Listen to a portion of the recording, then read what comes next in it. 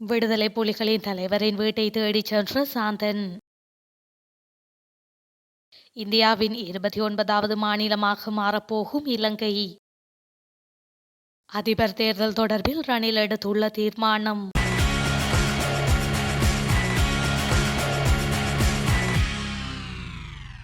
விடுதலை புலிகளின் தலைவரது வீடு அமைந்திருந்த பகுதியில் இன்று சாந்தனின் புகழுடலுக்கு அஞ்சலி செலுத்தப்பட்டது.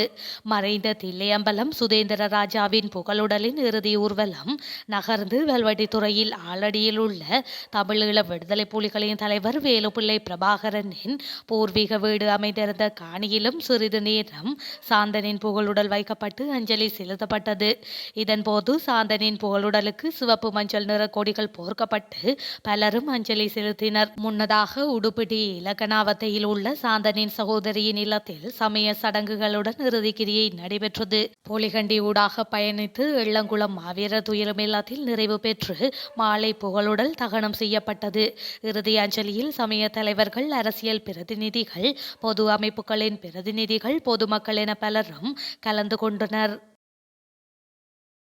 ராஜீவ்காந்தி கொலை வழக்கில் தீர்ப்பளித்த நீதிபதி தீர்ப்பை தவறாக வழங்கியதற்காக சாந்தனிடம் மன்னிப்பு கோரினார் என சாந்தனின் சட்டத்தரணி புகழேந்தி கவலை தெரிவித்துள்ளார். இது தொடர்பாக அவர் மேலும் குறிப்பிடுகையில், உயிரிழந்த சாந்தனின் வாழ்க்கை மிக துயரமானது என்று அவரின் சட்டத்தரணி புகழேந்தி கவலை தெரிவித்துள்ளார். சிறப்பு முகாமில் 120 சதுர அடி இடத்தில் அடைக்கப்பட்ட நிலையில் கடும் வேதனையில் நாட்களை சாந்தன் கழித்து வந்துள்ளார்.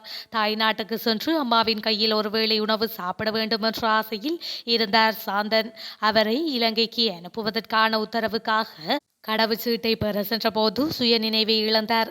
கடவுச்சீட்டு கிடைத்தவுடன் இலங்கைக்கு அனுப்புவதற்கான உத்தரவை பெற்று பயணச்சீட்டை பெற மாவட்ட ஆட்சியர் அனுமதி வழங்கிய நிலையில் கடந்த மாதம் 26ஆம் தேதி அவர் சுயநினைவு இழந்து காணப்பட்டார்.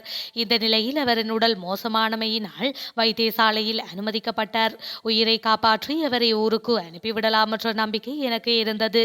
இதன் பின்னர் அவரை 28ஆம் தேதி இரவு இலங்கைக்கு அனுப்ப பணம் கட்டப்பட்ட நிலையில் 27ஆம் தேதி காலை உயிரிழந்தார். அவரின் உயிரை காப்பாற்ற வைத்தியர்கள் எவ்வளவோ போராடியும் அவர் தாயின் கையால் ஒருவேளை உணவை கூட உண்ணாமல் இறந்துவிட்டார் என்று அவர் மேலும் தெரிவித்துள்ளார்.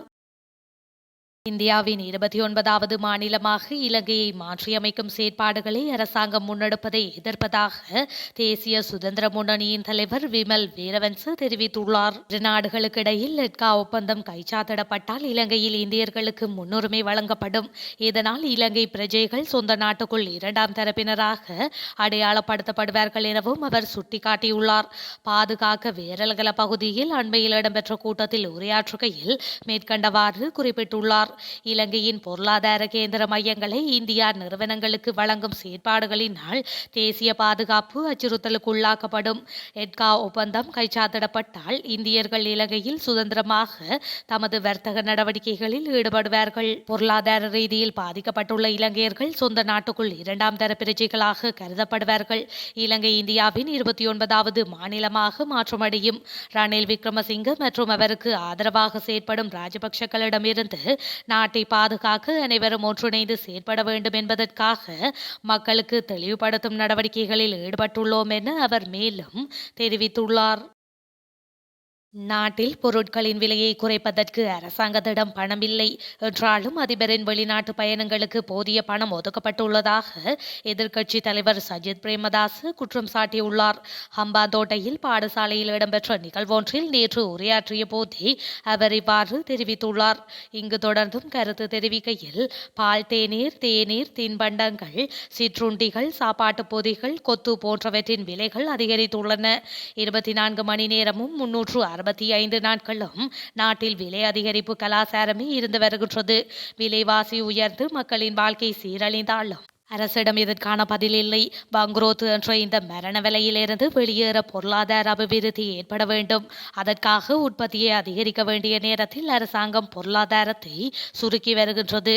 மின்கட்டண அதிகரிப்பால் புதிய முதலீட்டாளர்கள் நாட்டிற்கு வரமாட்டார்கள் என எதிர்க்கட்சி தலைவர் மேலும் தெரிவித்துள்ளார்.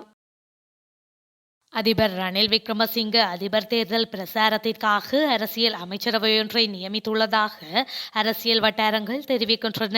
அதே நேரத்தில் தேர்தல் திட்டமிடலை நிர்வகிப்பதற்காக சிறப்பு குழுவும் நியமிக்கப்பட்டுள்ளதாக தெரிவிக்கப்படுகின்றது.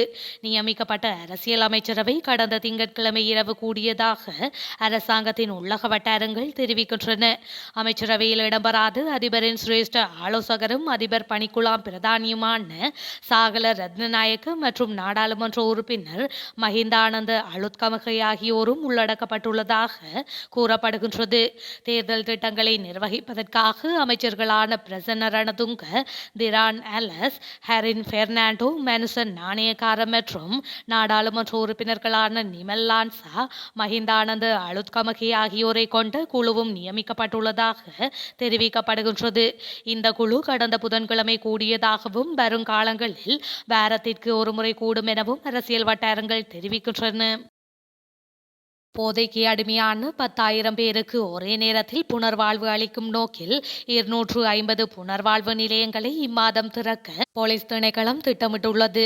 மகா சங்கத்தினர் மற்றும் கத்தோலிக்க, இஸ்லாமிய, இந்து மத குருமார்களின் ஆதரவுடன் நடைமுறைப்படுத்தப்பட்ட திட்டமிடப்பட்டுள்ள இத்திட்டத்தின் கீழ் போதைப் பொருட்களுக்கு அடிமையான 50 பேரை ஒரே மையத்தில் தங்க வைக்கும் மையங்கள் நிறுவப்படும். போதைப் பொருளுக்கு அடிமையான இளைஞர்கள் போதைப் பொருளில் இருந்து மீள்வதே புதிய வேலை திட்டத்தின் நோக்கமாகும் என கண்டியில் போலீஸ் மா அதிபர் தேசபந்து தென்னகோன் ஊடகவியலாளர்களிடம் கருத்து தெரிவிக்கும் போது தெரிவித்துள்ளார்.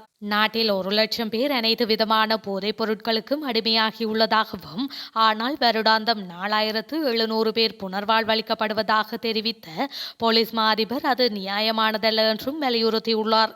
மேலும் கந்தக்காடு மையத்தில் நடந்ததை போன்று முகாம்களில் புனர்வாழ்வளிக்கப்பட்டதில் எதிர்பார்த்த பலன் கிடைக்கவில்லை என்று அவர் சுட்டிக்காட்டியுள்ளார். சாந்தனின் உடல் வடமராட்சி எள்ளங்குளம் மாவீரர் துயிலும் இல்லத்தில் பெருமளவிலான மக்களின் கண்ணீர் கதறலுடன் நல்லடக்கம் செய்யப்பட்டது. இந்தியாவின் ராஜீவ்காந்தி கொலை வழக்கில் கைது செய்யப்பட்டு 30 வருடங்களுக்கு மேலாக சிறையில் இருந்து விடுவிக்கப்பட்ட போதும் தொடர்ந்தும் சிறப்பு முகாமில் தடுத்து வைக்கப்பட்டு தாயகம் திரும்ப இருந்த நிலையில் திடீரென உயிரிழந்தார். சாந்தனின் உயிரிழப்பு தாயகத்திலும் புலம்பெயர் தேசங்களிலும் உள்ள ஈழத்தமிழ் மக்கள் மத்தியில் பெரும் அதிர்ச்சியையும் கொந்தளிப்பையும் ஏற்படுத்தியிருந்தது. குறிப்பாக உயிரோடு வருவார் என எதிர்பார்த்திருந்த நிலையில் உயிரிழந்த நிலையில் தாயகத்திற்கு கொண்டு வரப்பட்டு பல்வேறு இடங்களிலும் மலைகடல் என திரண்ட கண்ணீர் மல்க மக்கள் அஞ்சலி செலுத்தியிருந்தனர். இந்த நிலையில் உடுப்பட்டியில் உள்ள அவரது சொந்த வீட்டில் இறுதி கிரியைகள் நடைபெற்று தலைவர் பிரபாகரனின் வீட்டில் இறுதி அஞ்சலி செலுத்தப்பட்டது. இதனைத் தொடர்ந்து பெருமளவிலான மக்கள் புடைசூழ நல்லடக்கத்திற்காக உடல் துயிலும் இல்லத்திற்கு எடுத்து வரப்பட்ட போது வீதிகளில் திரண்டு மக்கள் தமது அஞ்சலியை செலுத்தியுள்ளனர். இறுதியாக இளங்குளம் மாவீரர் துயிலும் இல்லத்தில் உற்றார் உறவினர், நண்பர்கள், போராளிகள் என பெருமளவிலானோரின் கண்ணீர் கதறலுடன் நல்லடக்கம் செய்யப்பட்டமை குறிப்பிடத்தக்கது.